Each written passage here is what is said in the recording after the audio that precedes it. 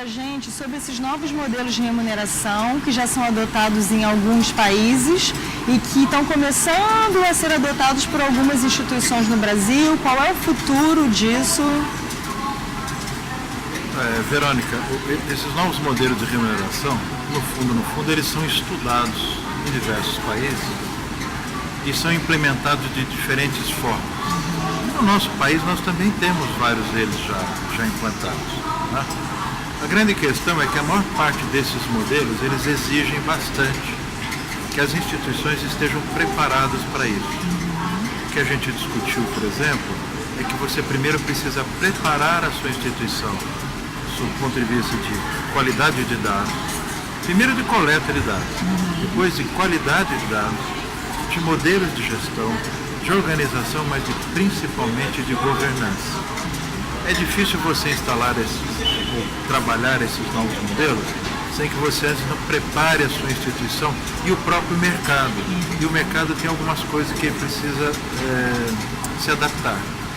Primeiro, não querer simplesmente trazer esses modelos assim e implantá-los no Brasil sem que eles sofram algum grau de discussão. Né? Não adianta você dizer em tal país é assim, então trago isso para cá. Você precisa colocar as adaptações, porque nós temos uma regulação clara no nosso país, nós temos estruturas profissionais distintas de outros países. Então a primeira coisa é trabalhar isso de uma forma adequada. Segundo, é ter clareza que esses modelos de remuneração, eles vão funcionar concomitantemente. Você não sai de um modelo e passa para outro. É como a história. A história, ela vai passando. Você não sai de uma história e entra no outro. Ela vai aos poucos. Ela é uma variável discreta, né? Ela é uma variável contínua. Então, essas questões, elas têm que ser assim. Muitas vezes você vai ter convivendo diferentes modelos de remuneração. Mas o mais importante antes de definir o modelo de remuneração é definir um modelo de prestação de assistência à saúde que a gente quer. Se você não tiver previsto qual que é o modelo de assistência, se você não souber como é que é a organização, e se você não souber como é que você vai fazer para gerir isso, vai ficar muito difícil. Mas os modelos estão aí, eles são fundamentais, porque os recursos em saúde são finitos e os custos de saúde no mundo todo, isso não é uma particularidade no Brasil, eles são muito altos, aumentam acima da inflação geral de cada país.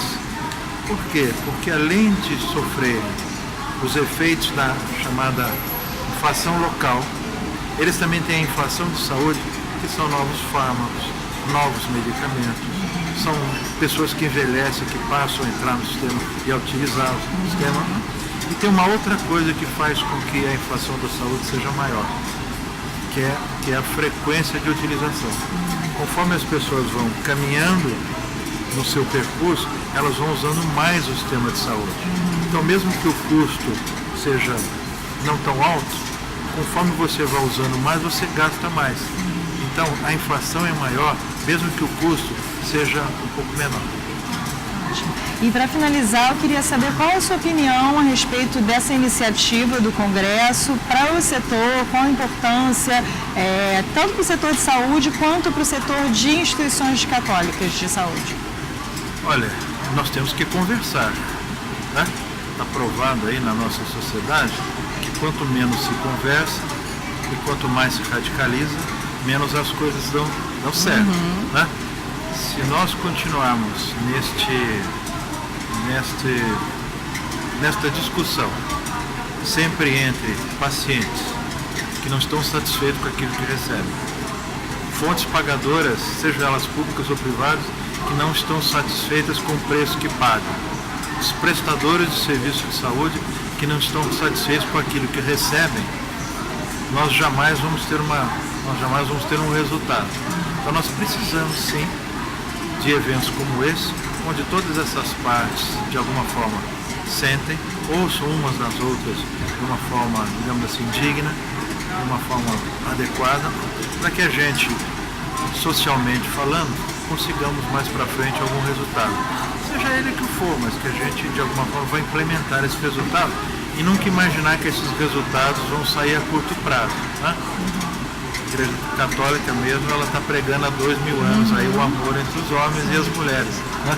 E até agora não conseguiu isso, porque continuamos a ter guerra, continuamos a ter uma série de discussões, né, pesadas. Não, mas é um caminho, já melhorou bastante. Eu acho que o setor de saúde vai melhorar bastante também com esse tipo de ação. As instituições católicas entrarem nesta discussão, primeiro, tem um valor, na minha opinião, muito missionário. Essas instituições pouco são conhecidas no nosso país de uma forma agrupada, de uma forma estruturada. Então, a missão de servir à saúde, ela precisa ser propagada, ela precisa ser divulgada. Tá? Então, associações como essa podem ter um papel como esse, de divulgar aquilo que as instituições católicas fazem no seu conjunto, não individualmente. Porque o que importa na sociedade é o conjunto, é o coletivo, não o individual. Esse é o primeiro aspecto. E o segundo, mais claro, é que elas passem a conhecer um pouco umas às outras e que você tenha assim uma possibilidade de elas crescerem juntas, seja os processos de gestão, de organização, de divisão de trabalho, mas principalmente de governança. Tá ótimo. Tá bom. Muito obrigada, tá?